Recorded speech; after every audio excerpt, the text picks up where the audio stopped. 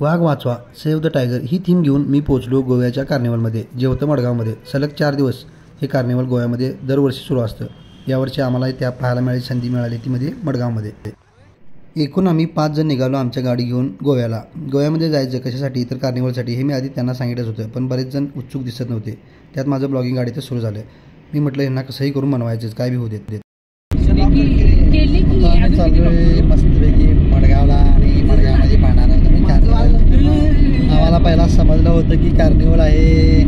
गंडून आम्हाला साहेब पहिला बस जाणार होते, पण चाललंय गंडून मडगावला पळून नेले. 5-5:30 येतील काय. पंचित कार्निवल आहे. पंचित समजलं की कार्निवल मडगावला आहे. ॲक्च्युली मला जायचं होतं मडगावला. मी एकटा जाणार होतो, बस नाही. याला कसं न्यायचं, याला म्हटलं पंचीपर्यंत चला. पंचीतनं पुढं मडगाव म्हणजे थोडंच अंतर आहे. थोडं म्हणत वा. पहिल्यांदा पोचलो आम्ही उत्तरला आमच्या गावी. तिथं जरा मस्तपैकी चाय पी चर्चा सुरू झाली. चहा पित असताना ज्यांना पुढं काय काय नेमकं करायचं, कुठं जायचं हे सगळं मानवत होतो. तशी बघायला तरी ही गोव्या नुसती फिरायला जायचं असं म्हणत होते, पण मी म्हटलं चला रे तुम्हाला जरा गोव्यामध्ये नवीन काहीतरी दाखवतो. त्यामुळे त्यांना कार्निवलसाठी तयार करायसाठी माझा खूप वेळ गेला. खूप वेळ या पोराने घेतला. त्यामुळे मी दोनाला 4-5 कप चहा करतो म्हटले, पण काही करून तुम्ही यायलाच पाहिजे. शेवटी या घरात त्यांना 1 तासभर मला समजावून सांगावं लागलं की कार्निवल काय असतो. त्यानंतर आम्ही लागलो रोडला. आता हा बघा, हा जो मधी बसलेला माझा मित्र आहे तो असा का बसला आहे, चेहरा करून तर असं म्हणत असाल तर त्याच्या हातात दिला आहे मी कॅमेरा. आणि त्याला म्हटलं जर माझ्या ब्लॉगिंगमधला व्हिडिओ हल्ला बिल्ला, स्क्रीन व्यवस्थित नाही दिसली तर तुला काय ते सांगतो. त्यामुळे त्याला बसायला लावला. आणि त्यामुळे तो बिचारा माझा मोबाईल हातामध्ये धरून आणि मोठी ती नवीन जी काही मोबाईल साधनं घेतली होती ती घेऊन त्याला बसवलं होतं. आणि त्याला सांगितलं होतं फक्त शूटिंग करायचं, इकडे तिकडे बघायचं नाही. मग जरा वाटेत उतरलो. हे वजऱ्याच्या पुढं जरा मस्तपैकी शेतं होती आणि मस्तपैकी जंगलचं वातावरण होतं. तिथं थांबलो. तिथं तुम्हाला एक शेतामध्ये एक मचाण मारली जाते. ती मचाण तुम्हाला दाखवतो. हे बघा, हे शेतामध्ये शेतकरी असे मारून इथं राहतात, कारण जनावरांचा विशेषतः गव्यांचा त्रास लय आहे आमच्या भागामध्ये, त्यामुळे शेतकऱ्यांचं स्टे. आणि हे बघा, ह्यांचं काय सुरू आहे, ह्यांचं वेगळं सुरू आहे. ह्यांचं दुसरंच ब्लॉगिंग सुरू आहे. हे बहुतेक इंस्टावर रील करायच्या नादात आहेत असं मला तरी वाटतं. ठीक आहे. त्याच्यानंतर तिथनं आम्ही पोचलो मस्तपैकी आंबोलीमध्ये. आंबोलीमध्ये आम्ही उसळपाव, मिसळपाव, मागच्या वेळी तुम्ही व्हिडिओमध्ये बघितला होता त्याच हॉटेलमध्ये आम्ही उतरलो. आणि उसळपाव, मिसळपाव, अन्य काही नाश्ता, आमलेट जे काय असेल ते खायचं. जरा थांबलो, मस्तपैकी शूटिंग केल्यानंतर मग चहाची पुन्हा एकदा आम्ही चहा मस्तपैकी कटिंग चहा मारला सगळ्यांनी. त्यामध्ये या मित्रांना जरा म्हटलं माझ्या ब्लॉगिंगमध्ये यायचं असेल तर तुम्हाला चहाचं बिल आणि नाश्त्याचं बिल पेड करावं लागेल. त्याबाबत त्यांची चर्चा सुरू झाली की अरे यांच्या ब्लॉगिंगमध्ये यायचं तर कोणी नाश्ता पेड करायचा. मी म्हटलं जो माझ्या ब्लॉगिंगमध्ये आपापला चेहरा दाखवेल त्यांना नाश्ता आणि चहाचं बिल पेड करायचं. त्यानुसार सगळेजण हळूहळू कॉन्ट्रीब्युशन काढायला तयार झाले. हळूहळू ब्लॉगिंगमध्ये येऊ लागले. सगळ्यात महत्त्वाचं म्हणजे कार्निवल म्हणजे काय हे मी पण पहिल्यांदाच बघत होतो, पण मी ऐकलं होतं. ह्याच्या आधी मी गोव्यामध्ये फिल्म फेस्टिवल जो असतो तो बघितला होता.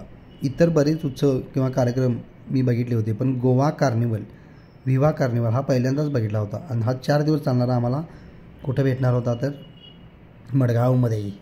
नंतर वाटेत आम्हाला आंबोलीचा घाट लागला. तिथं जरा पावसाळ्यामध्ये गर्दी असते, पण यावेळी जास्त नव्हती, तुरळक थोडीशी गर्दी होती. आणि दरवेळीप्रमाणे इथं आम्हाला भरपूर माकडं दिलं. हे बघा, बिचारी प्लॅस्टिकच्या पिशव्यासुद्धा घेऊन चालत. हे बघा, त्यामुळे प्लॅस्टिक टाकू नका आणि या माकडांना खायला अजिबात घालू नका, हे मी दरवेळी व्हिडिओमध्ये माझे सांगत असतो. त्याच्यानंतर जरा रूम बघितली गोव्यामध्ये. रूम हुडकण्यात माझा जरा वेळ गेला. रूमच्या मालकाला सांगितलं की आम्हाला कार्निवलबाबत माहिती दे, त्याने दिली. त्याच्यानंतर जरा थोडासा नाश्ता केला आणि मी निघालो कार्निवलच्या दिशेने. त्यांना सांगितलं सगळ्यांना पणजीत कार्निवल आहे, चला चला चला. त्यामुळे पणजीपर्यंत नेतो म्हटलं.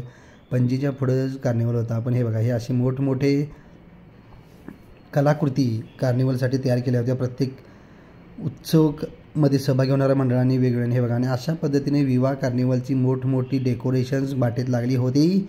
त्यामुळे आणखीन मजा येणार हे लक्षात आलं आम्हाला. आणि आम्ही पणजीमधलं हे दृश्य तुमच्यासाठी विवा कार्निवलचं दाखवत आहोत. हे बघा, पणजीमध्ये हे चाललेलं आहे कार्निवलचं. त्यानंतर पोहोचलो आम्ही मडगावमध्ये. हे बघा, मडगावमध्ये अशा पद्धतीनं त्यांनी डेकोरेशन्स केली होती. हे बघा, हे मोठमोठे असे कलाकृती, मोठमोठी निर्जीव देखावे असे त्यांनी सादर केले होते. कार्निवलसाठी खूप कष्ट घेतले होते. आणि मी जात होतो त्या रोडला. हे बघा असं भरपूर काय काय होतं बघण्यात होतं. त्यामुळे आम्ही आता 1, 2, 3 that's the carnival in Goa. हे बघा, याने कुठला घातला आहे, कुठल्या तरी पिक्चरातला हा आहे. त्याच्यानंतर हा बघा, ही चिमुकली परदेशातून आली होती आणि हा फुगे सोडून कार्निवलचं उद्घाटन झालं मडगावच्या रोडला आणि पुढे कार्निवल सुरू झाला. हे बघा, अशा पद्धतीनं कार्निवलची सुरुवात झाली होती आणि हा कार्निवलचा रथ पुढे जात होता. हा सुरुवात होती या रथची आणि याच्या पुढे बघा नेव्हीचं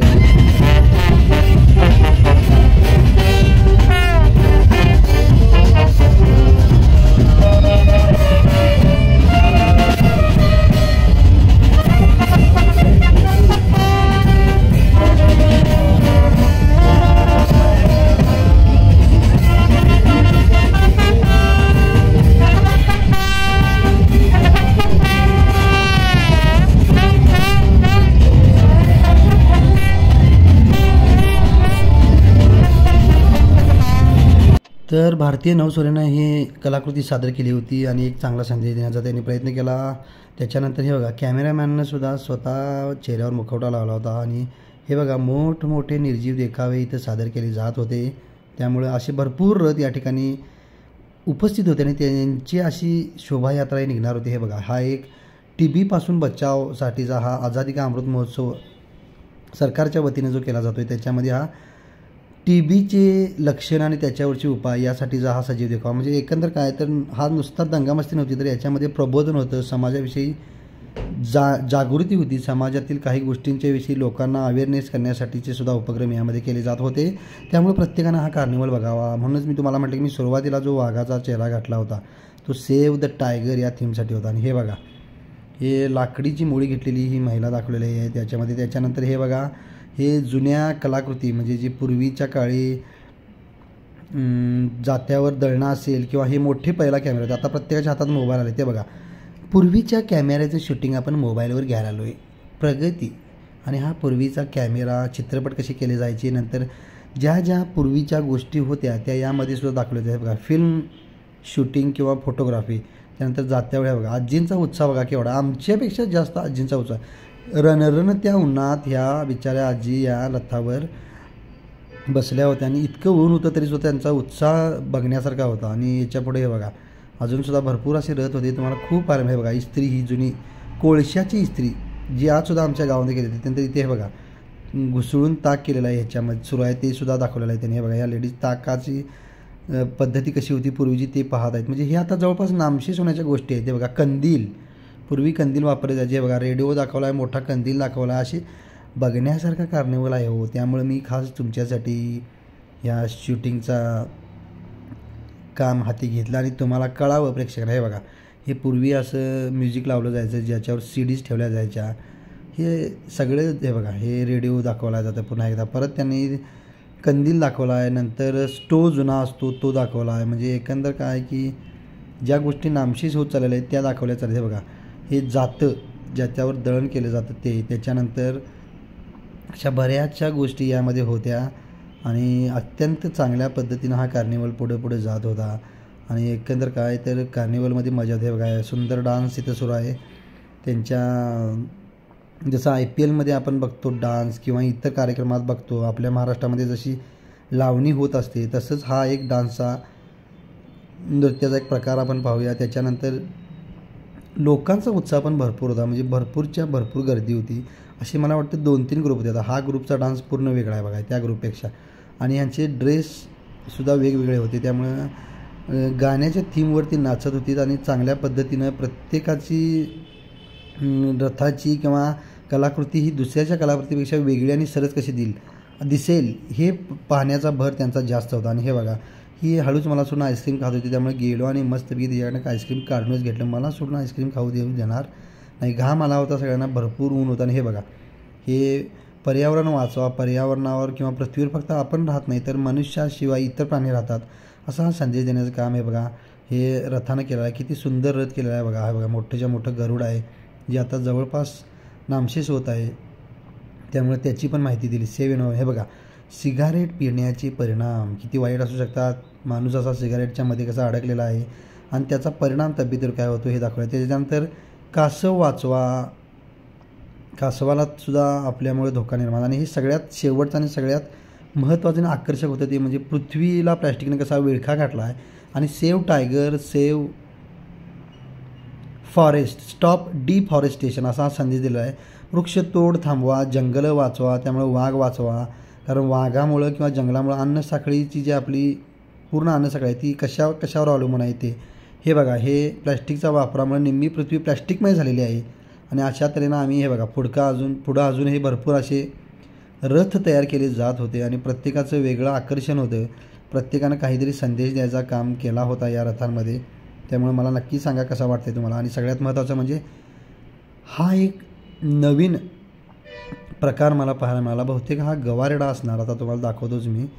हा बघा, आता मी हे एक वेगळं होतं आणि हा बघा, हा बघा, हा गवारेड्याचं बुल रेड बुल टाईप असं काहीतरी आहे किंवा गवारेडा आहे असं मला ते वाटतं. त्यामुळे नक्की तुम्हाला हे सगळे व्हिडिओ कसे वाटतात पहा. आणि जास्तीत जास्त हे बघा, गिटार मोठीच्या मोठी इथे लावलेली होती आणि जास्तीत जास्त लोक यात सहभागी झाले होते. आणि प्लीज चॅनलला सबस्क्राईब करा, शेअर करा, कमेंट करा. जास्तीत जास्त लोकांपर्यंत हे माझे व्हिडिओ पोहोचवा. आणि हा चित्र किंवा हे एकंदर गोव्याचा जो कार्निवल हा फेब्रुवारी महिन्यामध्ये 4 दिवस असतो आणि तुम्ही सगळ्यांनी पाहिला त्याबद्दल धन्यवाद. तर मित्रांनो, पहिला भाग कार्निवलचा कसा वाटला मला नक्की कळवा. दुसऱ्या भागामध्ये तुम्हाला आणखीन डिटेलमध्ये याच्यातील सर्व गोष्टी पाहायला मिळतील. आणि पुन्हा एकदा व्हिडिओला लाईक करा, शेअर करा, कमेंट करा आणि सबस्क्राईब करा. सबस्क्राईब टू माय चॅनलला सबस्क्राईब करा.